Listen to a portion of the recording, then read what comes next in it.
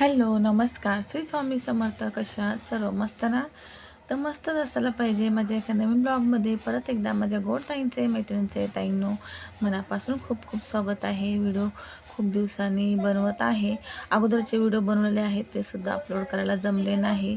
तब्येत खराब असल्यामुळं थोडी तब्येत खराब होती. त्याच्यामुळं ना जे व्हिडिओ होते बनवलेले ते सुद्धा मला बनवून टाकायला जमले नाही. आणि मग हा व्हिडिओ मी आता काल बनवला होता. म्हणजेच संडेचा व्हिडिओ आहे रविवारचा. तर रविवारचा थोडंसं शूट केलं होतं. म्हणले तेच तुम्हाला आज मी व्हिडिओ अपलोड करावा. तर रविवारचं रात्रीचं संध्याकाळचं म्हणजे रुटीन आहे. तर चला तर सुरुवात करूया व्हिडिओला. आणि तर आज मस्त असा बेत केला होता. संडे होता तर स्पेशलच बेत केला होता. शनिवारी डीमार्टला गेले होते तर छोटं मोठं सामान आणलं. तो व्हिडिओ पण शूट नाही केला मी. आणि थोडंफार सामान आणलं आणि दही पण आणलं होतं. दही जास्तच आणलं होतं. म्हणले चला तर दही आपल्याला लवकर संपवायचं होतं. लवकर म्हणजे आहे 1-2 तारखेपर्यंत होती डेट. म्हणले चला काहीतरी दह्याचेच पदार्थ बनवूया. तर मग आठवलं म्हणजे चला मस्त असं कढी पकोडे करूया. तर मस्त असं कढी पकोड्याचा बेत केला होता. मस्त अशी बघा कढी पकोडा केला होता. कोबी वाटाण्याची भाजी, भात, चपाती आणि धपाटे केले होते. ते धपाटे मी खूप दिवसापासून ट्राय करत होते करायचे. म्हणजे मनात होतं करायचे आणि खाऊशी मन झाले होते की नाही आपण करून खाऊया म्हणून. खूप अशा रेसिपी वगैरे बघितल्या होत्या. मला खूप म्हणजे इच्छा होती करायची, पण ते कसं करायचं काय ते समजतच नव्हतं. मग काल मी ना फायनली धपाटे बनवले आणि खूप मस्त आणि टेस्टी झाले होते. खरंच एवढंच की थोडं थापायला म्हणजे मला समजलं नाही बघा. हे ना सर्व पीठ म्हणजे सर्व म्हणजे गहू, ज्वारी, बाजरी आणि चण्याचं पीठ असे 4 पिठं घेतले. त्याच्यामध्ये मी ना ज्या म्हणजे मिरची लसूण पेस्ट टाकलेली, कोथिंबीर, कांदा आणि थोडासा ओवा, सफेद तीळ आणि हळद, मीठ वगैरे टाकलं. तुम्ही लाल तिखटही थोडंसं घालू शकता तुमच्या आवडीनुसार.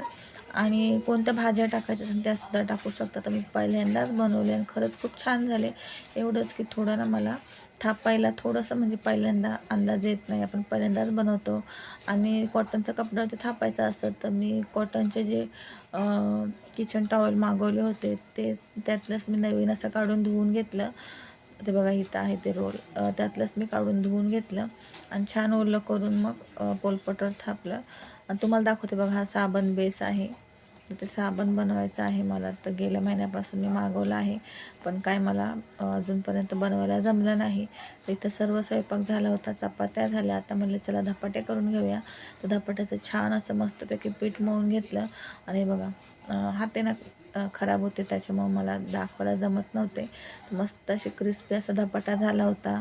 खूप छान दह्यासोबत किंवा मिरच्या ठेच्यासोबत खूप छान लागतो. सर्व स्वयंपाक वगैरे झाला होता. जेवण वगैरे भांडे वगैरे घासून झाले होते. किचन क्लीन केलं होतं.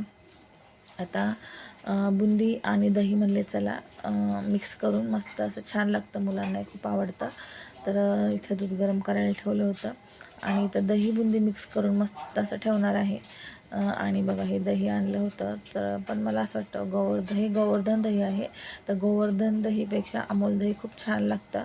मी दरवेळेस डीमार्टला गेले ना तर अमूल दही आणते, ते खूप छान आहे. आणि हे गोवर्धन दही पण छान आहे, खूप घट्ट वगैरे आहे, पण त्याची टेस्ट खूप छान आहे अमूलची. आणि बघा व्हिडिओच्या नादात ना पहिलं दही, साखर, मीठ मिक्स करायचं. तर पहिलं मी बुंदी घातली. असं तसं पण मिक्स झालं, असं पण मिक्स झालं. आणि हे दही आता मी ठेवत आहे. आणि हे बघा माझं ना सिरम बनवत आहे केसांसाठी. जे सिरम मी लावते तर ते बनवत आहे. त्याच्यामुळे तुम्हाला सांगते मेथी दाणे, तांदूळ, कलोंजी आणि लवंग, दालचिनी, कढीपत्ता, मेहंदीचे पानं असं घातलं. रात्रभर हे भिजत ठेवणार.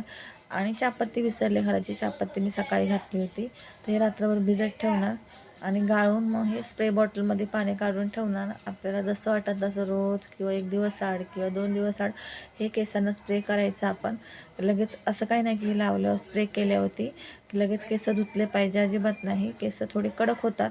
नंतर मग सुकल्यावरती आपण केसांचा गुत्ता काढून केस बांधू शकतो. नॉर्मल केस होतात.